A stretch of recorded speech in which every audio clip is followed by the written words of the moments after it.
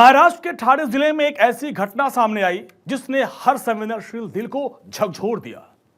शिक्षा का मंदिर कहे जाने वाले स्कूल में मासूम बच्चियों को शर्म और अपमान की जिस भट्ठी में झोंका गया वो किसी त्रासदी से कम नहीं था। मामला शाहपुर तालुका के एक ट्रस्ट द्वारा संचालित स्कूल का है, जहां पर वॉशरूम में खून के धब्बे मिलने के बाद जो कुछ हुआ उसने कानून, नैतिकता और इंसानियत को तार तार कर दिया।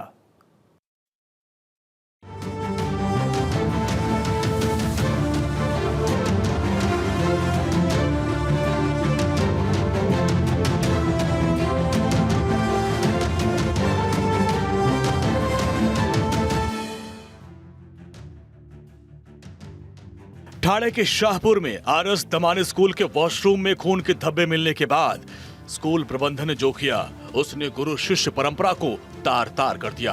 वॉशरूम में खून दिखा, स्कूल के प्रिंसिपल ने बिना जांच किए ये मान लिया कि इसके लिए कोई छात्रा जिम्मेदार है। फिर क्या था, 5वीं से 10वीं कक्षा की सभी छात्राओं को हॉल में इकट्ठा किया गया। इतना ही नहीं, हॉल में लगी स्क्रीन पर वॉशरूम की खून से सनी तस्वीरों को फ्लैश किया गया और फिर पूछा गया किसे पीरियड्स है। शर्म और लाचारी के बीच जो लड़कियां डरते डरते हाथ उठाती हैं, उनके नाम, अंगूठों के निशान और डिटेल्स नोट की जाती रही और जिन छात्राओं ने हाथ नहीं उठाए उन्हें वॉशरूम में ले जाकर उनके कपड़े उतरवाकर जांच की गई। इस घटना से बच्चियों के दिलो दिमाग पर बहुत गहरा असर पड़ा। वो सदमे में हैं।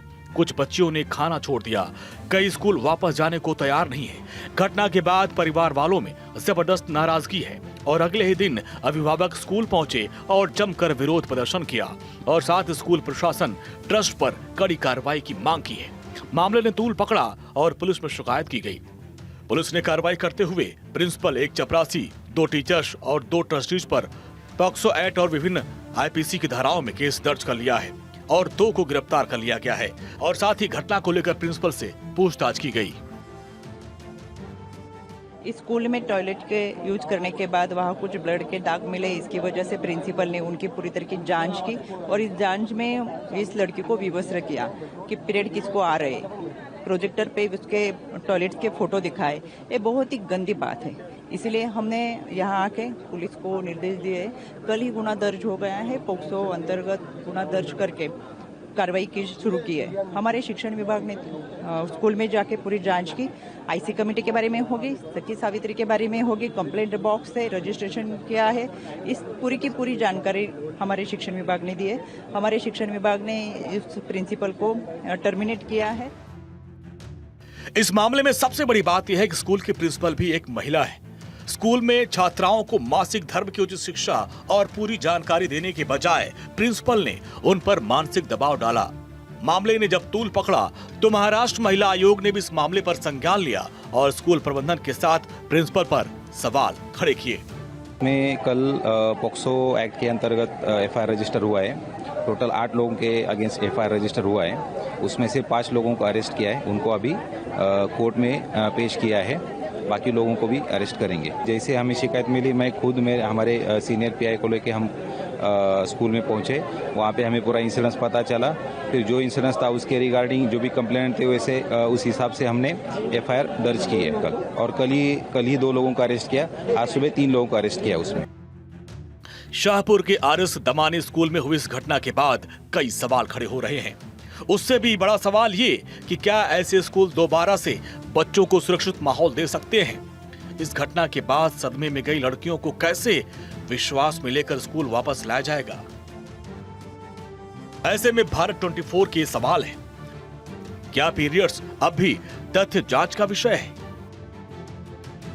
क्या संवेदनशीलता स्कूल प्रशासन की ट्रेनिंग में शामिल नहीं होती? क्या ट्रस्ट को अब भी स्कूल चलाने की इजाजत मिलनी चाहिए? जब छात्राओं को मासिक धर्म के बारे में जागरूक किया जाना चाहिए था तो उन्हें शर्मिंदा क्यों किया गया? क्या हमारी शिक्षा प्रणाली अब भी लड़कियों को अपराध बोध सिखा रही है? यह कोई मामूली घटना नहीं है, यह हमारी सामाजिक मानसिकता की गंदी परत है जिसे साफ करना अब बहुत जरूरी हो गया है। जो बच्चियां स्कूल में शिक्षा लेने गई थीं, उनके हिस्से गर्व और लज्जा की जांच क्यों?